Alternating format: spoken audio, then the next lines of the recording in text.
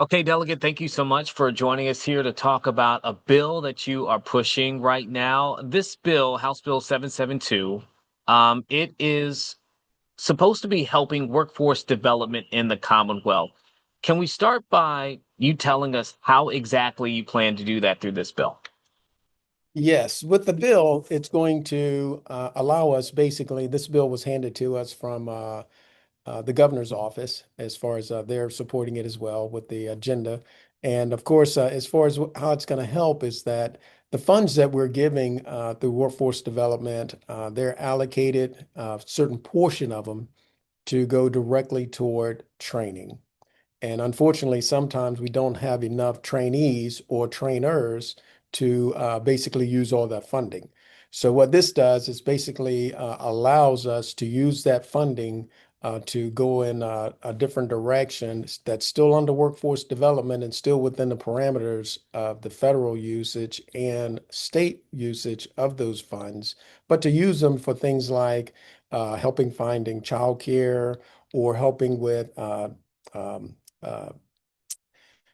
uh, what is it, the career counseling, or even with, excuse me, or even with helping to find jobs as far as, for instance, like Newport News Shipbuilding, they have more work than they have workers for about the next 40 years. So funds like this would help us to be able to reach out and do recruitment efforts. And that would help also, of course, by helping the shipyard helps with our national security. Know that you were kind of explaining it there, that this is partly held up because of a federal law that's in state. How does that all play into this? Yes, the way that the funds are set up, the funds are allocated with 40% to go toward just training. And when we don't get an opportunity to use all that funding for just training, then it's penalized. So what we're doing is we're asking, can we use part of that funding when we don't have enough trainers or trainees to use the funding for that specific training? Can we still use it for workforce development related entities like career training, career vocational counseling, interviewing skills, use it in that direction versus you must use it for just a specific type of training. You were mentioning Newport News Shipbuilding. Are there Yes. other companies or even workforce development groups in Hampton Roads in the area that you've spoken to? And what are they saying about not only the bill, but the need that it addresses? Not so many others at this point. I do know, as far as, of course, my background being from Newport News shipbuilding, 15 years there, going through their apprentice program. But of course, with the AFL-CIO, they support it as far as the training and that sort of thing. And of course, with them supporting it, there are also other apprentice programs that's basically union run.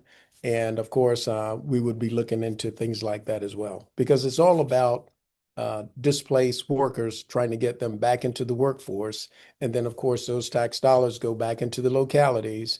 And then, of course, that helped to make things more affordable.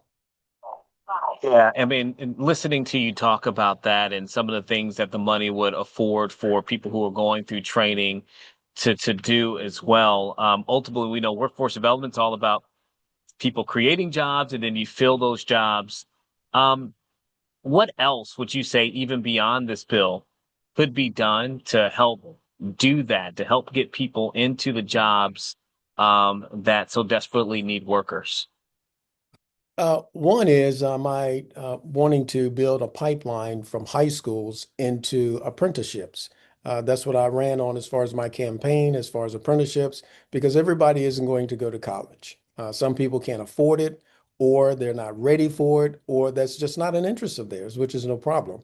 I have nothing against higher ed. My wife is a professor, so of course I can't.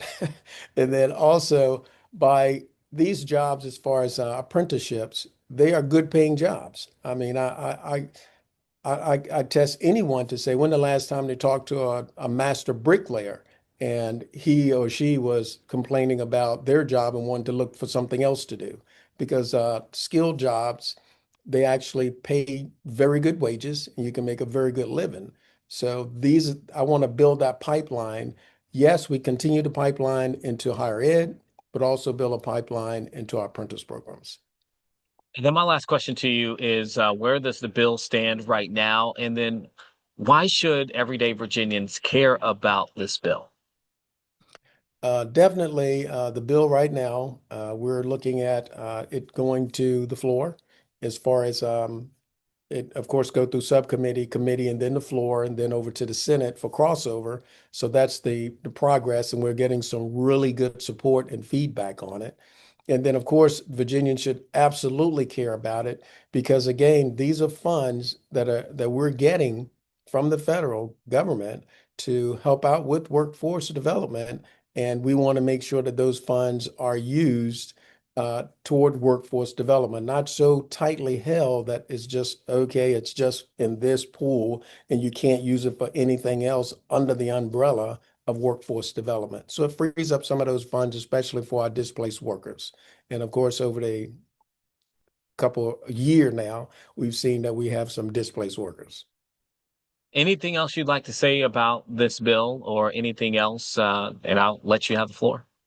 Yes, right now a lot of things are happening at the Hill and at the GA in regards to um, workforce development and what it's costing as far as having a tight budget. The good thing about this bill, it has no fiscal impact, so that won't hold it up as far as being able to be implemented. Because again, I understand that everything won't get funding, but this doesn't require any additional funding from the state.